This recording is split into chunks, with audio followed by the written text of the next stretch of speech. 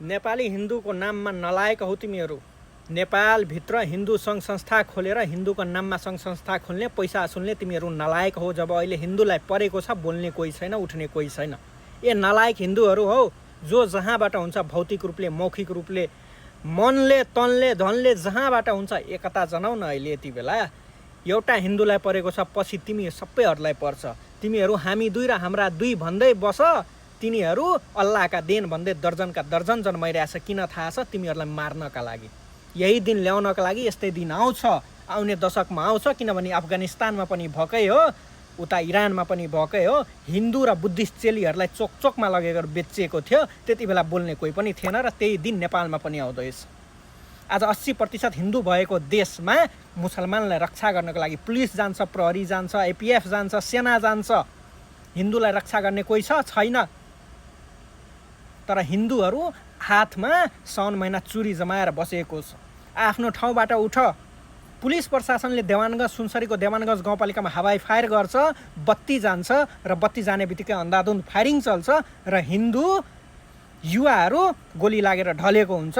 अर्को दिन प्रहरी भन्छ हामीलाई थाहा छैन, सिडिओ भन्छ हामीलाई थाहा छैन। त्यो नलायक सिडिओलाई कारबाही गर्नु पर्दैन गृहमन्त्री सुदन गुरुङज्यू? तपाईँ अर्को ठाउँमा सर्वा गरिदिनु भयो, तर उहाँलाई सबै थाहा छ। त्यो सिडिओलाई सबै थाहा छ सुनसरीमा को माफिया हो भनेर। किनभने माफियासँग ती सिडिओको साँठगाँठ थियो। बसिरहेका थिए, घुमिरहेका थिए र चाटिरहेका थिए, ठुसिरहेका थिए ती माफियाहरूबाट। ती सिडिओलाई थुनेर छानबिन गर्नुहोस् न, सबै कुरा निस्किन्छ। अझै पनि समय छ। तपाईँ तराई मधेसभित्र, तराईभित्र, समस्त तराईभित्र बोर्डर छेउमा जति मदरसा र मस्जिदहरू छ सबैमा छानबिन गर्न लाउनु न, खोज तलासी गर्नु न। सबै दुधको दुध र पानीको पानी निस्किन्छ त। पटक पटक हिन्दूहरूको चाडपर्वमा आक्रमण गरिन्छ र हिन्दूलाई मार्ने प्रयास भएको छ। हिन्दूलाई मार्ने, कर्फ्यू लाउने, फेरि घटना सामसुम पार्ने, फुटेको सिसा जोड्न सकिँदैन। त्यसकारण यसलाई जडैबाट उखेल्न जरुरी छ। सबै हिन्दू एकता हुनुहोस्। यही बेला समय हो, होइन भने तपाईँको मर्ने दिन तपाईँको आउँदैछ। तपाईँलाई भन्दैछु, यो भिडियो हेर्ने तपाईँलाई भन्दैछु, तपाईँ हिन्दू मर्ने बेला तपाईँको पनि आउँछ। यसरी नै मार्छन् तिनीहरू।